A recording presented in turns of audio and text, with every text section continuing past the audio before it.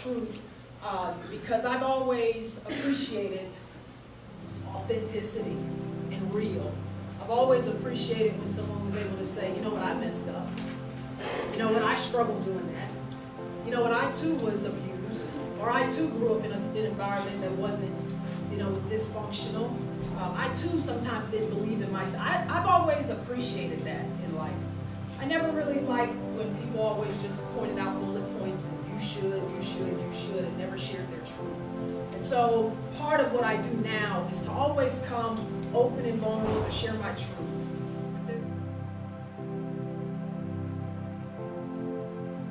There's just no secrets. I think that's the best way to connect.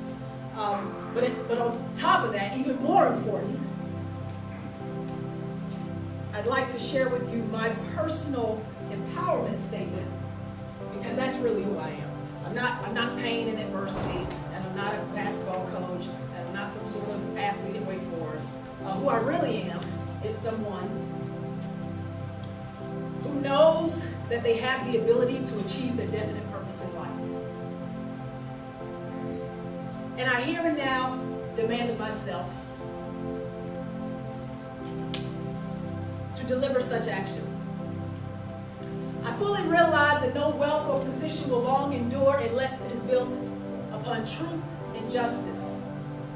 Therefore, I will engage in no transaction which does not benefit all to whom it affects. I'm succeeding by attracting to myself the forces I wish to use in the cooperation of other people. I induce others to serve me because of my willingness to serve others. I eliminate hatred, jealousy, selfishness, cynicism, anger, and fear by developing a true love for all of humanity. Because I know that a negative attitude towards others will never bring me success. I cause others to believe in me because I believe in them and believe in myself. See, this is my creed.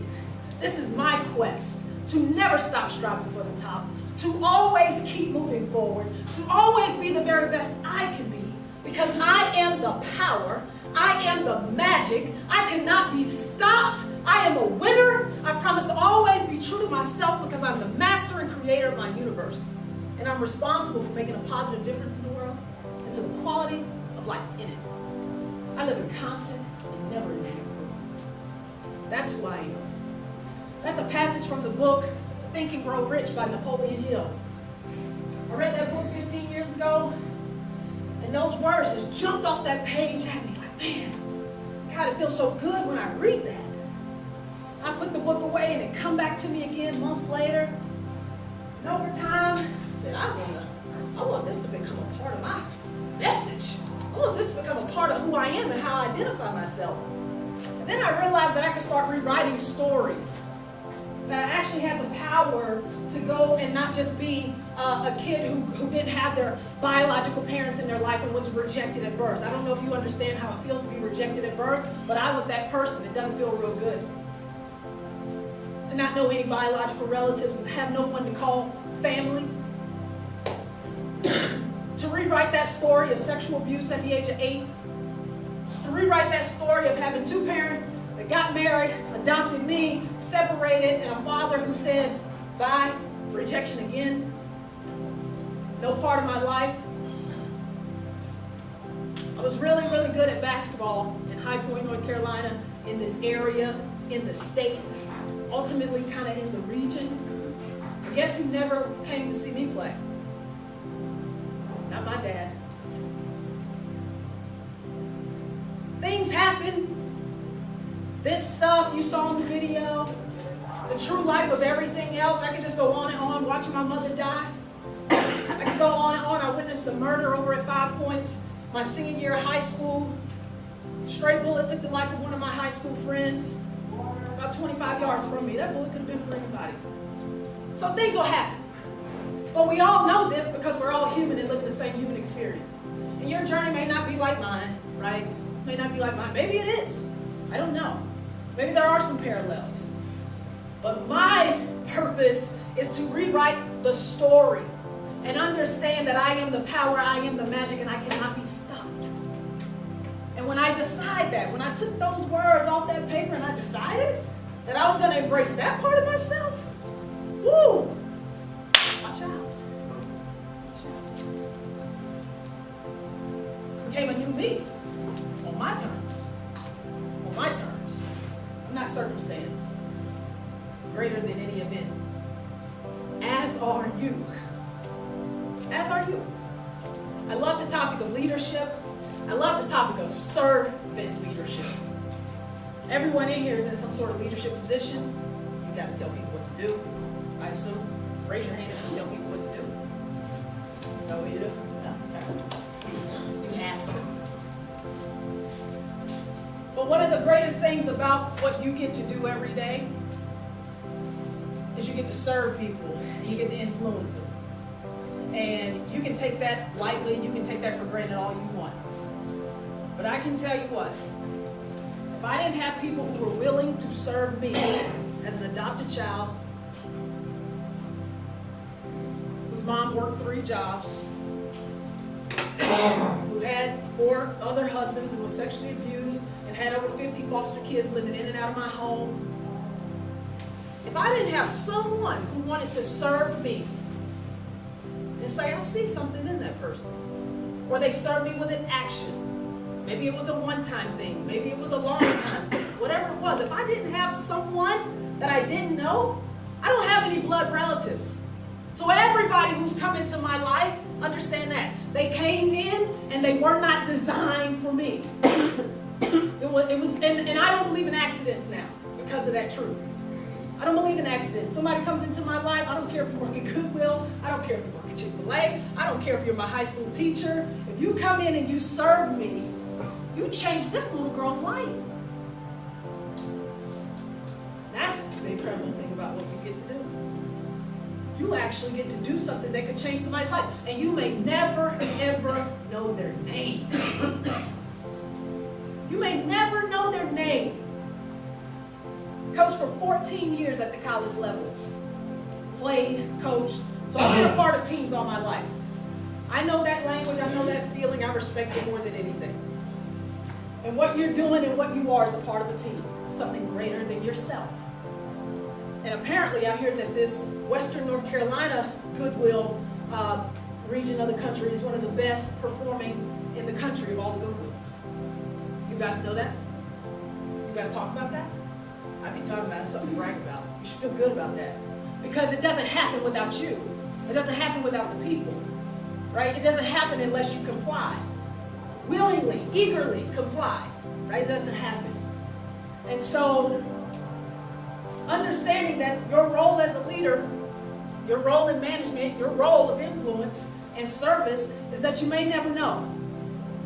And when I became a head coach, one of the things I did, I adopted this is from John Maxwell. But I took it as my own too. I steal everything. I took it as my own. 7-word leadership philosophy. Love your people more than your position. Love your people more than your position. I was thinking about what should I share with the managers at Goodwill today. And I thought that's it. That's it. I could go in and talk about bullet points. There have been millions of leadership books written. There are people who do it very, very aggressively. There are people who do it very friendly. There are people who say we should do it this way, we should do it that way. I think there's one way. Love your people more than your position. And here's the thing. Start at home. Start at home. Love your kids more than you love being a mom. I'm your mother. I'm your father. Love your people. For a long time, you saw in that video, and I'll come right to it. I had this hate for my mother because I didn't feel like she protected me. I was angry in my 20s. As soon as I got out of that house, I was like, I'm never going back. Never. And I'm on my little solo journey, getting up the career ladder, whatever you want to call that invisible thing. And I'm hating her. I don't answer the phone when she calls. I'm negative. I talk about her behind her back. My energy and attitude towards her is just all wrong. And I got a wake-up call. She's sick. She might not make it for another 48 hours. And then I had to check myself. Oh, you miss love your people more than your position, huh? but only when you're coaching, not in your home. I missed the whole point. I missed the whole point. And it took life to slap me in the face and say, honor their mother and father so that they belong to her. Treat her like she deserves to be treated. Love your people because she's my people. Right? So I would challenge you, because this is so important. This is just the human in us. I would challenge you to love your people, your grandkids, your children, your siblings. Love your people more than your position, whatever you think your position is. Because those things come and go. Positions change. We understand that people don't. And then it's easy to do it when you get into your work environment. It's just who you are. It's just who you are. You naturally smile at people. You naturally give more than you get. It's just who you are. So every day, in your home first, love your people. Don't take them for granted. Everybody in this room is guaranteed to have an expiration date. We have. I was born May 1st, 1980. There's a dash, and there will be an ending. And what I did with my dash, I pray to God that it represents that I love people more than my position, and that I serve people, and that I learned that people did so much, helped so much, added so much value to this little girl who didn't have no parents, had some adopted parents, but they kind of weren't there, did so much to help me. You realize I've got a degree from Wake Forest University. I wasn't a very great student in high school. You realize that like the statistics for kids who are sexually abused under the age of 10 are that 70% of them will be in jail, have some sort of sexual abuse that they then continue to carry on in their adult life, abusing other kids. They get into alcoholism, drug addiction. Why am I down the street getting a degree from Wake Forest University? Because people love me, and they didn't have to.